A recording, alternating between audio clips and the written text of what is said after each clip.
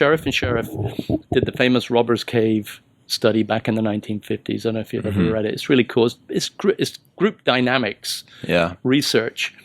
And what they did is they took a bunch of boys, I think they were 12, during the 1950s and the 60s. The old summer camp thing was very big. You know, kids used to go off to camp for the summer. I mean, that still happens sometimes. So they picked up these bunch of boys, bussed them to this camp, Robbers Cave camp in the Midwest, and had them and put them into teams and had them bonding with one another, okay, doing all kinds of team activities. And they bonded these boys, and they gave their teams names, the Rattlers, you know, the Eagles. And then the researchers, Sheriff, set up this competitive between group scenario. Things like tug of war, baseball, okay. Carefully constructed, vigorous competition for one prize, a scarce commodity, okay. So there could be, and there was friction, one prize, one winner, everybody else losers, okay, one prize.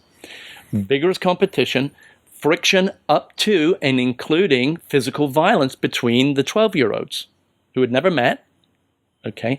But when this hyper-competitive environment was established by the researchers, we saw this friction and up to and including violence, and the kids had to be separated by the researchers, the camp supervisors. And then Sheriff did something really interesting, which is going to lead to an optimistic answer. There you go. Really, and you'll be able to relate to this. Both of you, I know, played on sport teams as you were growing up, and you can relate to this part. Sheriff then introduces what's called a superordinate goal. Superordinate goals can only be accomplished if individuals or groups work together cooperatively to achieve the task, to conquer the task. So the two teams that had previously been at each other's throats were given this superordinate goal. They bonded together previously, and they achieved their goals, and so much so that at the end of the study, they all wanted to go back together home on the same bus. They were buddies, right? One of the things that I don't think we do a good enough job of when it comes to sport is explaining sport's true potential. Not that it automatically works like this, but Nick, you remember you played at De La Salle High School, right? Mm-hmm. De La Salle High School is a diverse community.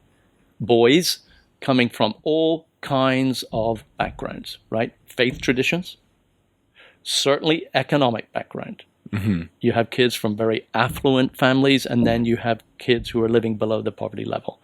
So all kinds of different children, right? Minors, who come together on these athletic teams at De La Salle and lots of other great educational institutions too. They are presented with what Sheriff would say is a superordinate goal. We can only win EBAL, the championship, if we what? Put aside all our differences, find our commonalities, and work together. That doesn't mean that all of you are going to be on the field for every game, but you have a role.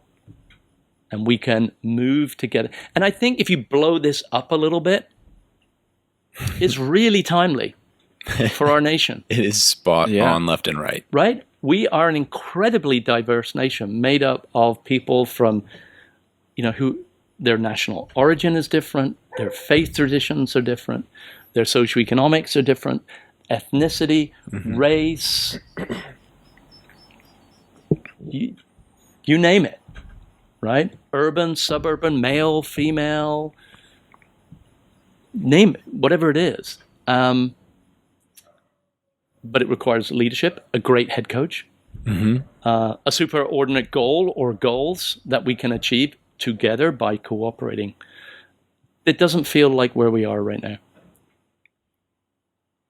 Yeah, that superordinate goal is not agreed upon, and it's really not defined. No. I think we've arrived at a place in the United States. I teach at a Catholic college. Nick, Brendan, you both went to a Catholic high school. My son went to a Catholic high school. My son started at a public high school. There were probably many reasons why he left there and ended up at De La Salle, which was a joy. But I think we have to hark back to Sheriff again and the Robbers Cave study. I think what has happened in the United States, we've arrived at a place where hyper-competitiveness, individualism has become valued above everything else. It is every man and woman for themselves. And if you can't succeed, too bad for you. That's not community. That's not community. And but I just see it. I just see it. And I think we need a change of course. Good leadership is required. Valuing community is required.